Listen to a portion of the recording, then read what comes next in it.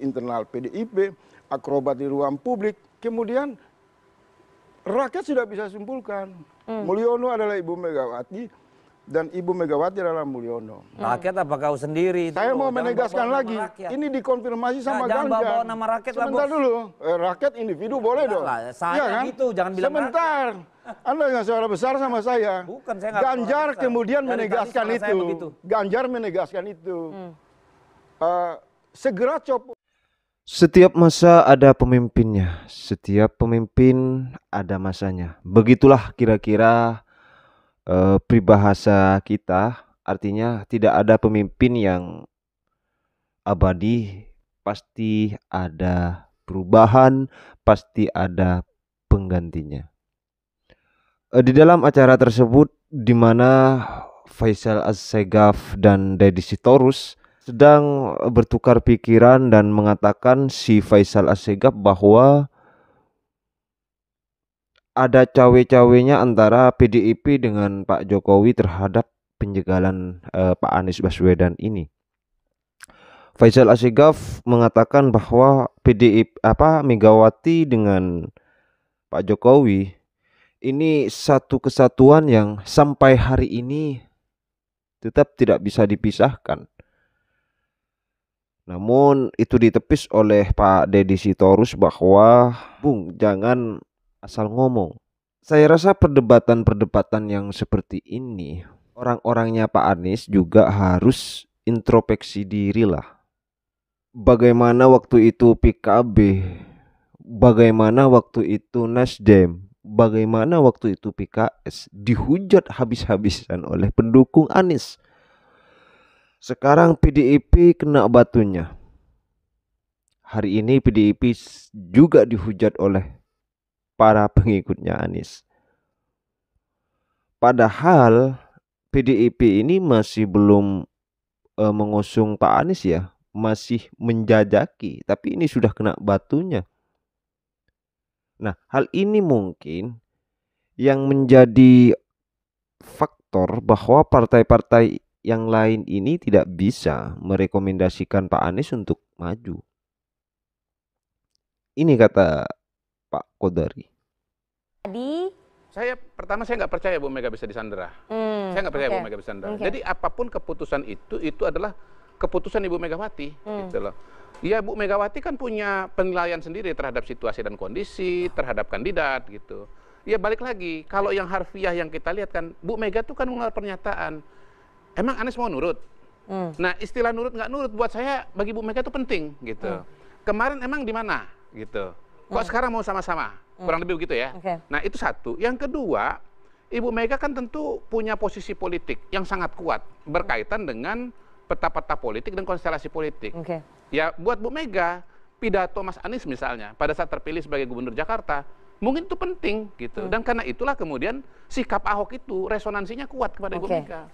Nah yang ketiga, bisa jadi Ibu Mega juga seperti mungkin banyak tokoh-tokoh yang lain melihat Mas Anies perjalanan sejarahnya itu, ya partai politik itu hanya mampir saja buat beliau. Mulai dari Partai Demokrat, mulai dari Partai Nasdem, mulai mungkin dari PKS dan terutama barangkali Gerindra gitu loh. Sehingga akhirnya kan tokoh-tokoh ini juga punya sikap-sikap politik tersendiri gitu. Dan pada hari ini hemat saya akhirnya terbuka kan sikap Mas Anies itu mau mendirikan partai politik karena melihat bahwa memang Mas Anies ini sulit diterima oleh semua ketua partai politik yang lain, udah nggak punya pilihan lagi. Sehingga akhirnya mau mendirikan partai politik gitu loh. Walaupun kalimat bahwa ini semua partai sudah tersandera, ya apa jaminannya kalau beliau bikin partai nggak tersandera lagi? Itu tentu saja pertanyaannya yang bersifat retoris. Tapi bahwa ada. Jadi buat saya sekali lagi Bu Mega nggak bisa diintervensi, nggak bisa disandera, karena itu semua logika-logika politik yang berlaku pada saat pilkada hari ini itu adalah boleh dibilang ya murni pemikiran Ibu Megawati dan PDI Perjuangan mengenai arah politik ke depan. Gitu. Mengenai arah politik ke depan itu berarti ke 2024, 2029. Tentu saja pilkada itu sendiri. Bukan dengan pemerintahan ke depan ya. Itu sendiri tentu saja. Ya. Tapi kan dengan tidak mencalonkan Mas Anies tidak ada duri di antara PD Perjuangan begini, dengan kalaupun misalnya mau dikaitkan ke depan, pemerintahan ke depan. saya kan pernah bilang begini, Ibu Mega kalau mencalonkan Mas Anies, sebetulnya Bu Mega dan PD Perjuangan sedang menyiapkan capres mereka namanya Anies. Gitu. Itu suatu konsekuensi logis dan empiris.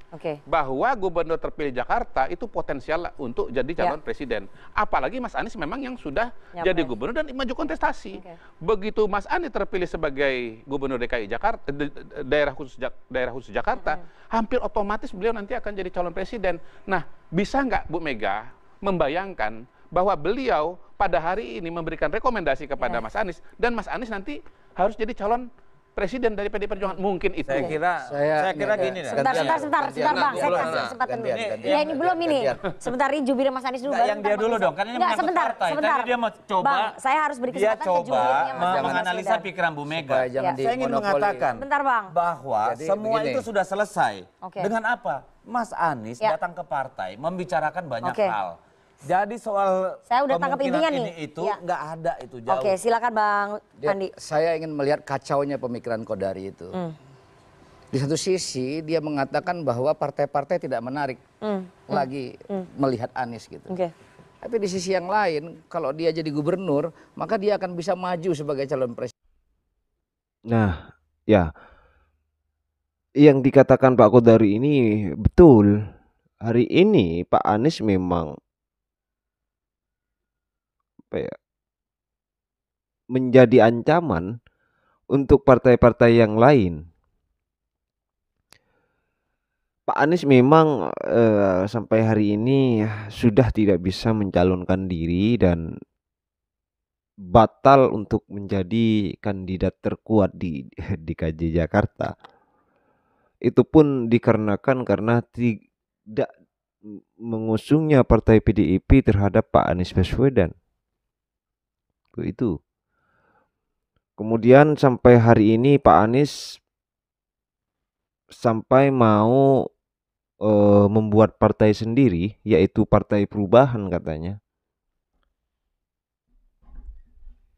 Yang selalu dikatakan oleh para pendukung Pak Anies ini itu bahwa seluruh partai politik itu tersandera oleh kekuasaan. Sebenarnya kalau kita mau mengatakan oke lah kalau memang mau mensandera partai politik. Tapi sanderanya dari apa? Dari proyekkah? Atau dari apakah? Sampai hari ini PDIP secara lantang masih mengkritik seorang presiden loh ya. Seorang PDIP nih masih lantang. Kalau memang seluruh partai politik seharusnya PDIP juga tidak akan selantang ini. Terus kemudian PKS sejauh ini menjadi partai oposisi. Partai oposisinya PDIP. Kalau memang tersandera oleh kekuasaan 10 tahun ini, seharusnya PKS juga lantang dong. PKS sejauh ini nggak ada persoalan tuh.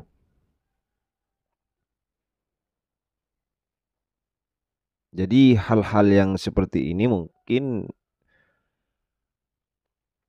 saya rasa harus terhindarin. Memang Pak Anies ini mungkin sudah tidak layak di partai politik atau sudah tidak tertarik lagi partai politik untuk mengusung Pak Anies ini ya mungkin ya. Ya, saya rasa begitu dulu. Silahkan disimak. Assalamualaikum warahmatullahi wabarakatuh.